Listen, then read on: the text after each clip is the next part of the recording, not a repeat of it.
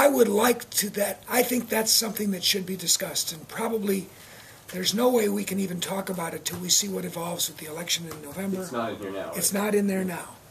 But I'll be honest with you. I think it should be something eventually that's discussed. This is my personal view only. Back in 1983, those of you who are that old, and I don't think anybody here is that old. No, nobody here is that old. I was the ranking member of the committee that wrote the collective bargaining law, 4117. I was deeply engaged in that whole process. And one of the things that I offered by way of amendment was a recognition that if you have 4117, comprehensive collective bargaining freedom, what do you need Chapter 124 for? You don't need both. It's a double whammy. So my argument back then was have collective bargaining approved, but get rid of civil service. And that didn't happen, but it still should be part of a discussion.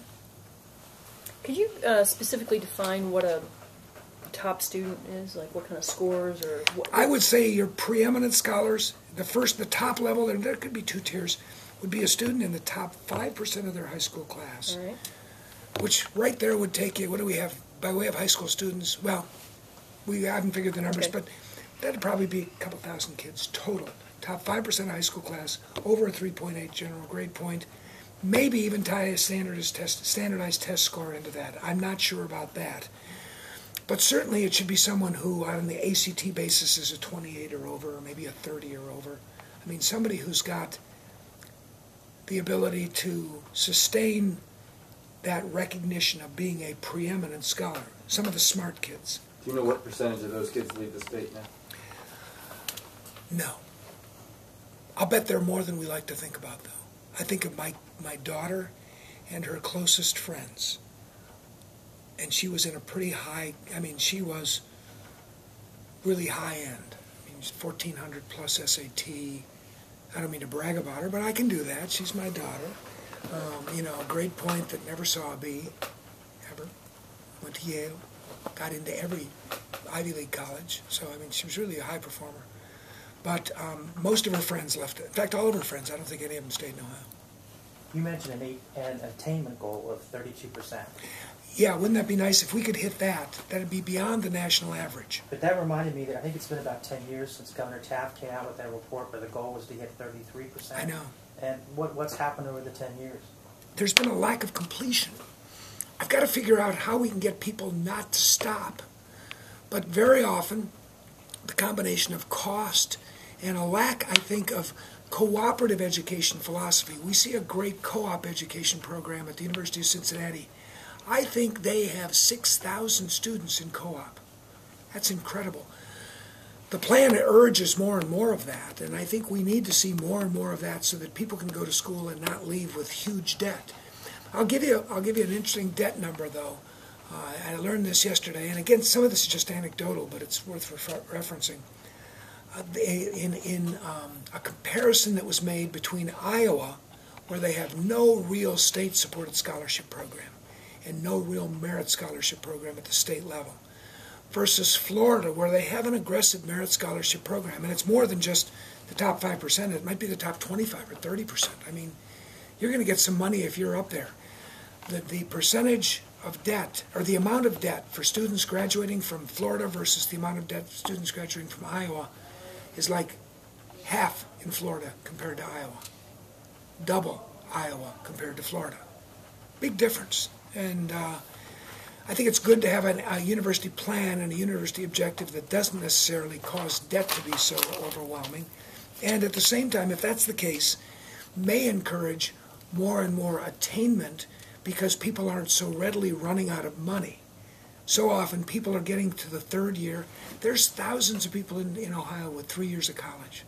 And then they kind of run out of money and they get a job or they have a baby and they quit going. That's another thing. I'm looking at low-hanging fruit like that and suggesting, how do we call them up? I should start dialing these folks up and say, we've got a deal for you.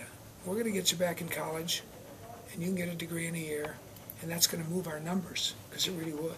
But you said in the meeting that this wouldn't necessarily save students money, that this was, I guess, a way to reduce operating costs for universities, and I guess in a roundabout way there would be more chance for scholarships. Yes. So from my understanding, these are like preeminent students. There was some talk about, what about the B students? What about those really good students? Whether it saves money, whether it saves the students' money remains to be seen.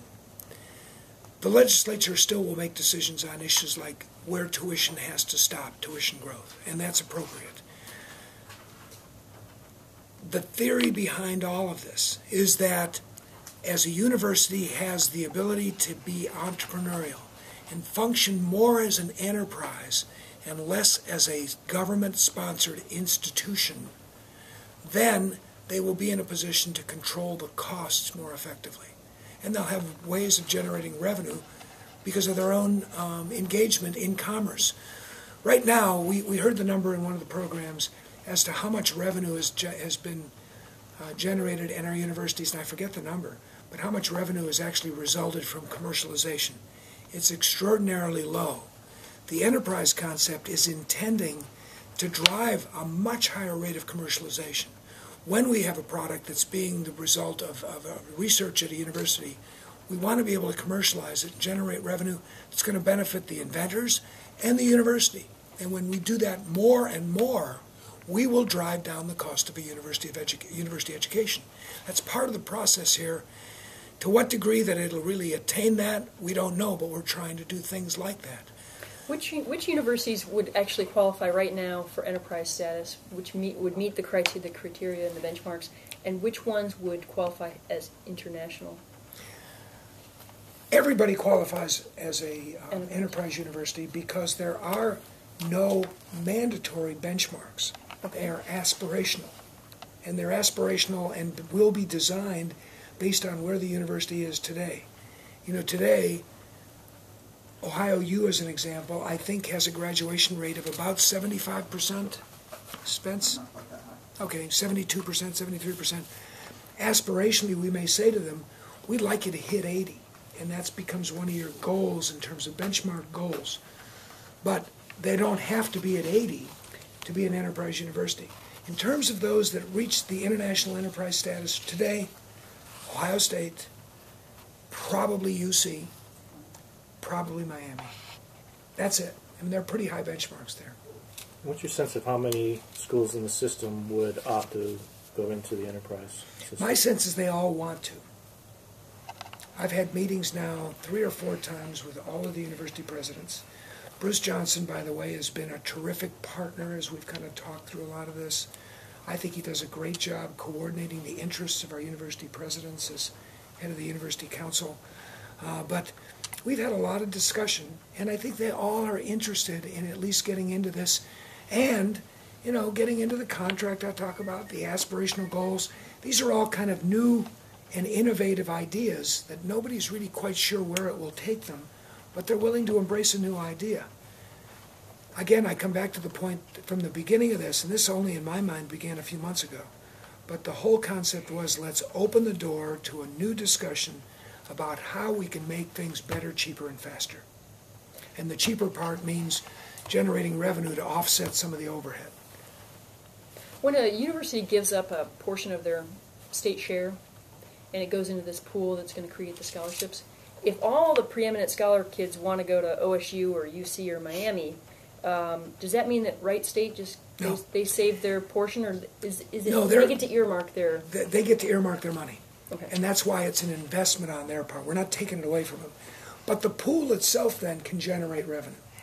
And it can generate revenue by us doing kind of what Washington State is doing. I mean, we go to our major employers. We go to Honda, I don't mean to throw them into the mix, and General Motors and others that have major presence in Ohio and say, we'd like you to become a long-term contributor to our state Preeminent Scholars Foundation.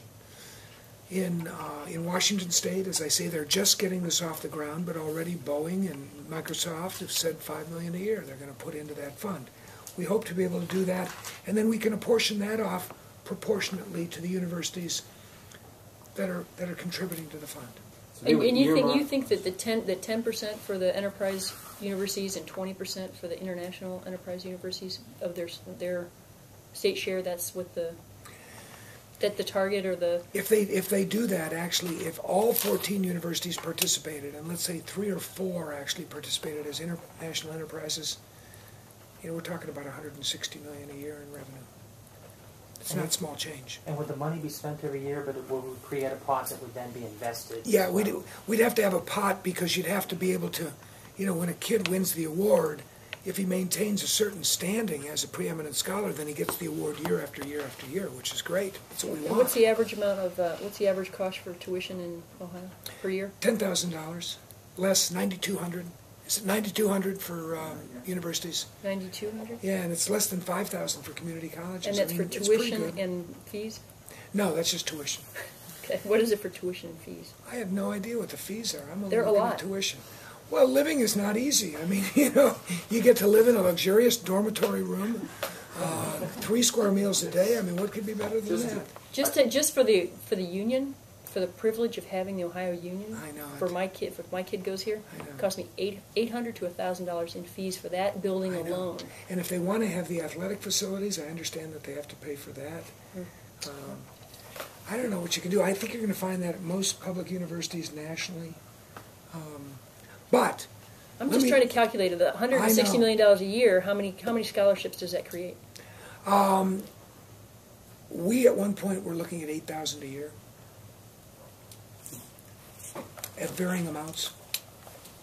You mentioned earmarking earlier. Are you suggesting that if Miami gives up 10% of its SSI, pick a number, that they would earmark that to students who actually come to Go to Miami. And They'd be able to. They'd would be it- able to designate to a student who fits that framework. Gotcha. Top 5%, maybe ACT of 30, whatever it might be, 3.8 and above. All those students who they're interested in recruiting, they could say to them, and we can designate you as a state of Ohio preeminent scholar. And for that you will get X number of So dollars. they're not just dumping the money into a No, no, because that really wouldn't be fair. I don't want them to give up the money and sacrifice it to other universities. I want them to have a part of this. Again, all we've done here is open the door to discussion for what I think can be valuable changes.